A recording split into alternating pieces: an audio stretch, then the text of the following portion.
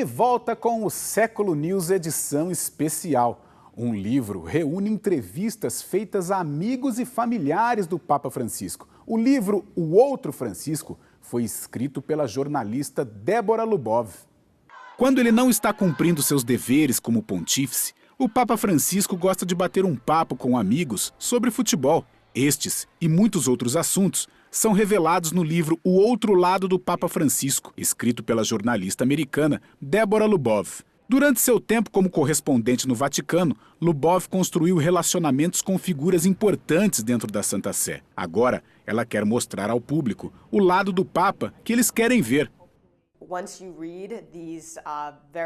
Depois de ler as histórias de cada um dos personagens, você vai ver quem é Papa Francisco na realidade, a sua maneira muito original de ser Papa.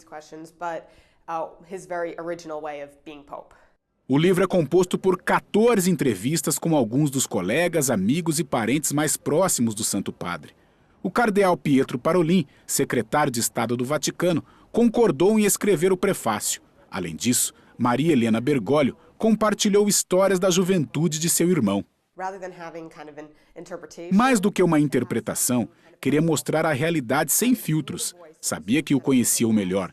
Queria ir direto às fontes e mostrar às pessoas o que essas fontes diziam. Seja o louvor ou a crítica, a jornalista passou por cima das opiniões sobre o Papa, boas ou más, para mostrar o Francisco tal como ele é, o lado humano do sucessor de Pedro. Neste momento no pontificado tem havido muitas reações e é um mundo onde as pessoas estão falando sobre defensores ou inimigos do Papa. Para colocar isso em contexto e fazer as perguntas apropriadas para dar uma visão verdadeira de quem é realmente o Papa, não foi uma tarefa fácil. O resultado da pesquisa dessa jornalista é um livro que ela espera apresentar uma imagem do Papa sendo apenas Francisco, embora o livro tenha sido publicado apenas em italiano. Logo mais, leitores de outros idiomas poderão ver o outro lado do Santo Padre. E ainda falando sobre lançamentos, Papa Francisco, ele próprio escreveu o prefácio de um livro sobre o bicentenário da independência da América Latina.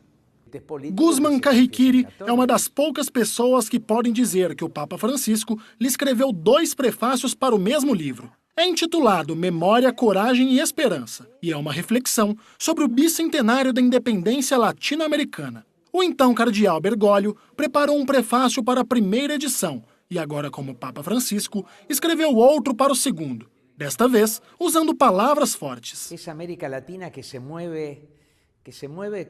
Essa é a América Latina que se move sem projetos históricos, mas sim com um pragmatismo de curto prazo, no qual a luta pelo poder e as ambições mundiais se misturam. O Papa queria aproveitar o bicentenário para colocar as coisas em movimento, para ampliar os horizontes. O Papa Francisco sonha com a América Latina retomando o projeto Pátria Grande, que os autores da independência esperavam.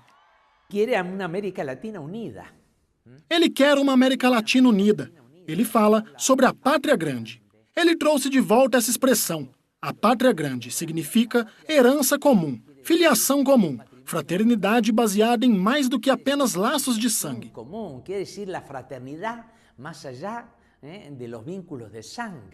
Não envolve um projeto político, mas sim um horizonte vivo. É o que o Papa tentou semear com viagens a países como Colômbia, México, Cuba ou Paraguai. O que o Papa quer em cada país é a reconstrução dessa amizade social.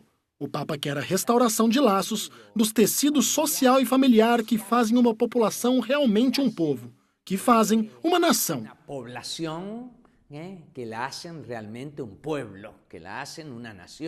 Este é um livro que oferece soluções para os interesses privados que impedem o desenvolvimento de uma sociedade.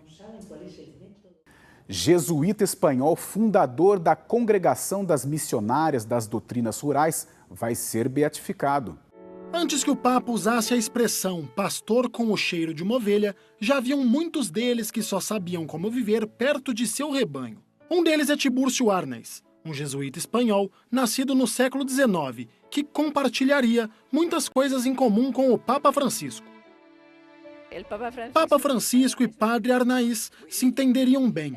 Tanto assim que, mesmo que vários jesuítas estivessem trabalhando em grandes comunidades, o Padre Arnaiz foi o único que se dedicou às áreas mais marginalizadas, mais pobres, às fazendas mais distantes. Tibúrcio Arnaiz será beatificado este ano. Ele era um sacerdote simples que fundou a Congregação Missionários de Doutrinas Rurais na Espanha em 1921. Seu desejo era trazer a presença de Deus aos mais carentes, a quem ele também queria introduzir a cultura. Assim, ele fundou várias escolas em lugares difíceis para receber a ajuda de qualquer pessoa. A primeira vez que ele entrou naqueles bairros, ele disse que o insultaram e lhe lançaram um rato morto. A vida do Padre Arnaiz não era mais simples do que a nossa. Os bairros onde trabalhou eram aqueles com sentimentos antirreligiosos e socialmente complicados. Mas ele não estava imóvel. Ele diz: temos que chegar até eles. Ele conseguiu isso com a ajuda de um grupo de mulheres leigas como Maria Isabel González del Valle, uma jovem da alta sociedade que não hesitou em viver na periferia. Padre Arnaiz disse: quando Deus quer alguma coisa, envia as pessoas e os meios. E enviou uma menina asturiana, Maria Isabel González del Valle. Penso que uma vez, antes da beatificação, conhecer a vida de um jesuíta que trabalhou duro para os mais necessitados e desfavorecidos, conseguindo envolver muitos leigos no ministério. Sobretudo, implicar a muitos seglares em sua obra de apostolado. Hoje, essas missionárias seguem o exemplo de seu fundador e proporcionam formação religiosa e cultural. Por exemplo, elas dão aulas conceituais para obtenção de uma carteira de motorista e aulas de inglês ou de música. Quando uma comunidade não precisa mais de sua ajuda, as irmãs se voltarão para o próximo grupo, seguindo o exemplo de Padre Arnaiz, que morreu em 1926 e que já era conhecido por sua santidade. A seguir, o lançamento de um aplicativo para ajudar na reflexão da homilia diária.